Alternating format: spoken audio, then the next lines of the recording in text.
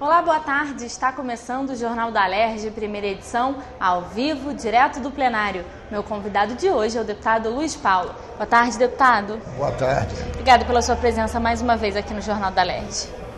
É um prazer. Deputado, na terça-feira passada, foi votada uma proposta de lei do senhor, junto com o deputado Bruno Dauaire e com a deputada Lucinha, que trata da questão da suspensão de novos incentivos fiscais. A proposta inicial era por 4 anos, Foi feito um acordo para reduzir para 2 anos. Esse projeto veio à pauta pela primeira vez, recebeu mais de 40 emendas e agora voltou a ser analisado pelas comissões, deputado? O que tem de novidade com essas emendas? Olha, primeiro que nós apresentamos esse projeto para nos anteciparmos a uma mensagem que chegaria do governo federal para o Congresso Nacional, que faz parte da renegociação das dívidas do Estado. O governo federal quer como contrapartida, por 2 anos, que não seja dado pelos estados que aderirem à renegociação da dívida nenhum benefício fiscal. Então a gente quis se antecipar a esse fato. O projeto foi um projeto simples de 2 artigos. O primeiro dizendo que não pode ter mais, e o segundo, esta lei entra em vigor na data de sua publicação. Mas quando o projeto foi tratado de entrar na pauta, na terça-feira passada, antes nós sofremos uma série de demandas. E essas demandas foram traduzidas em emendas. Eu mesmo, que sou autor do projeto, fiz 10 emendas. E a primeira delas, que já tem até consenso entre os 70 deputados, é retirar a área da cultura e dos esportes de qualquer objeção de não ter incentivo fiscal. Em relação a isso, inclusive, teve uma reunião na presidência com representação dos produtores culturais, demonstrando a preocupação e como isso afetaria a área, deputado?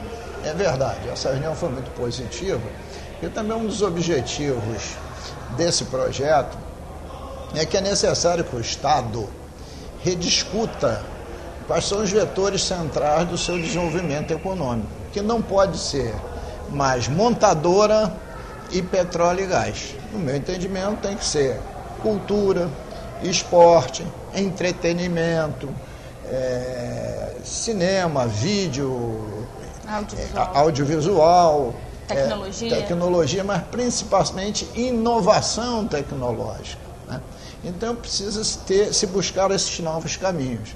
E vai ter, inclusive, um grande seminário aqui na Assembleia, no Fórum de Desenvolvimento, exatamente para esse tema entrar em pauta. Mas a cultura e os esportes estão fora desse substitutivo que vai ser produzido na Comissão de Constituição e Justiça. Quer dizer, vai ser preservado o incentivo fiscal à cultura e ao esporte. Mas há outras emendas. Por exemplo, uma determinada empresa tem um incentivo fiscal hoje, ele acaba amanhã, ele pode renová-lo nas mesmas bases, desde que essa empresa também esteja cumprindo as suas obrigações contratuais. Esse é o segundo viés de emenda. O terceiro é como se você fosse garantir o direito de protocolo.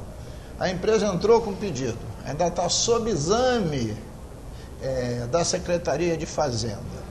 Então, enquanto esse tempo está passando, se já deu entrada, o seu direito está garantido. Então, já estão aí 3 eixos distintos dessas emendas. E tem uma quarta hipótese, que ainda não tem consenso. É que, em caráter excepcional, única e exclusivamente por projeto de lei, sem vir para casa em regime de urgência, isto é, sem correria, e que antes se realize uma audiência pública, este projeto, sendo muito bem fundamentado técnica e juridicamente, poderia ser uma exceção à regra. É uma hipótese que também faz parte do elenco das emendas. Foi uma emenda, inclusive, do deputado Edson Albertazzi, líder do governo, que é o líder do governo. Tem também emenda para liberar a renovação automática do ICMS dos táxis, né, que é quase uma tradição. O taxista não paga ICMS, não paga IPI, não paga IPVA, mas essas isenções têm que ser paulatinamente todo ano tem que ser renovado. Ou todo ano, ou em biênio, depende do prazo de validade de cada um. Então, está se costurando um projeto que seja palatável, né, mas que dê um freio de arrumação nisso tudo, né. Eu dou como exemplo a questão das Olimpíadas. Tem um projeto aqui para dar isenção de ICMS, né, para a Light implementar geradores nos diversos parques onde vão haver as competições, parques, áreas de apoio, etc, etc. Esse valor pedido de isenção é de 170 milhões. Eu produzi uma emenda no projeto, cortando pela metade.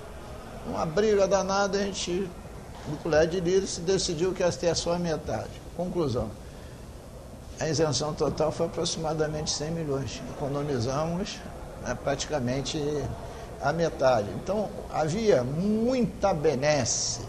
E hoje o Estado, né, está arrecadando 1 bilhão a menos do que a sua necessidade para pagar a folha.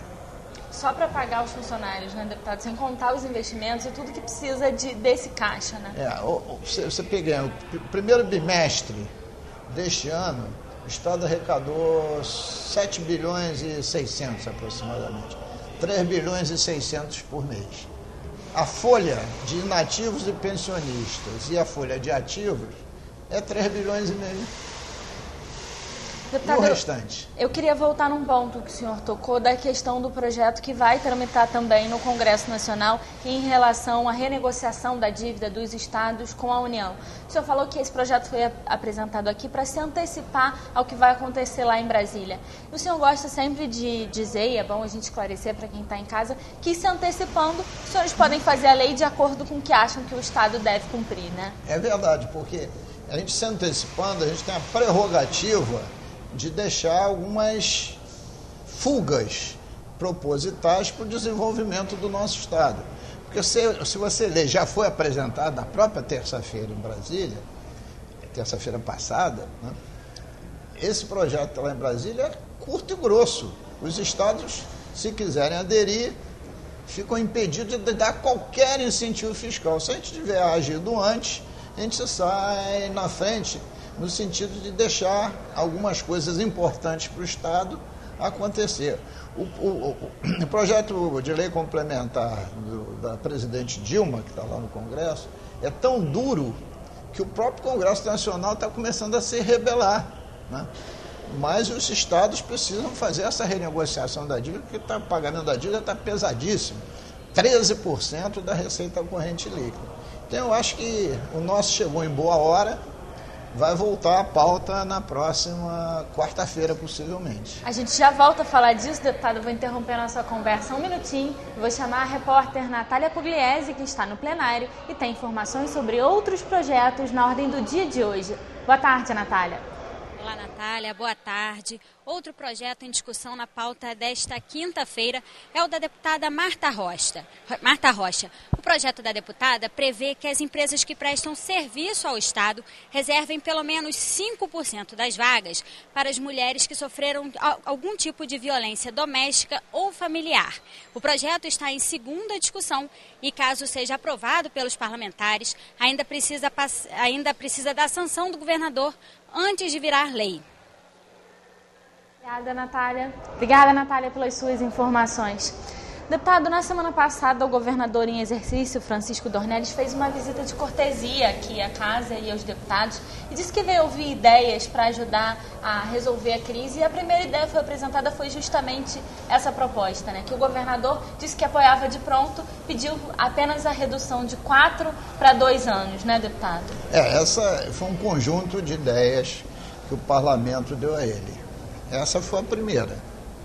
Mas a gente insistiu da necessidade de ter um estudo que faça uma profunda reforma do Estado, reduzindo drasticamente o número de secretarias. Eu até disse que dava para reduzir para 15 secretarias, presidente da casa, Jorge Pisciani, disse que dava para reduzir para 7 secretarias.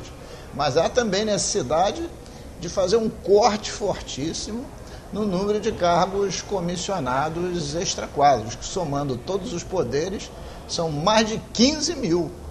Deputado, o senhor falou que o projeto volta à pauta na próxima quarta-feira, né? Essa questão da redução dos incentivos fiscais, né? A suspensão por um prazo de 2 anos, e que já está sendo elaborado um substitutivo. O que mais que a gente tem que destacar das mudanças que vão vir nesse texto, deputado? Eu acho que a primeira modificação é dizer que o Executivo não pode mais, por decreto, legislar sobre nada que diga respeito a incentivo.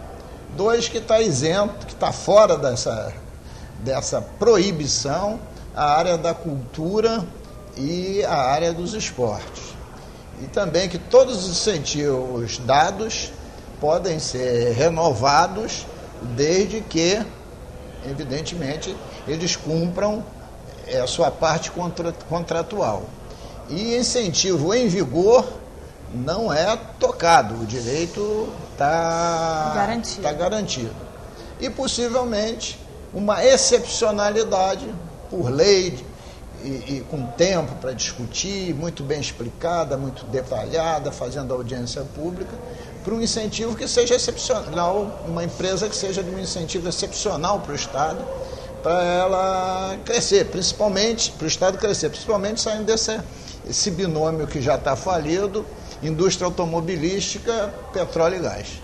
Deputado, quero agradecer muito a sua presença aqui no Jornal da Alerj. Acho que a gente esclareceu bastante a população sobre esse tema que tem sido bem controverso, não só dentro da casa, como nos setores que são afetados por essa questão, né? Eu que agradeço mais uma vez a oportunidade.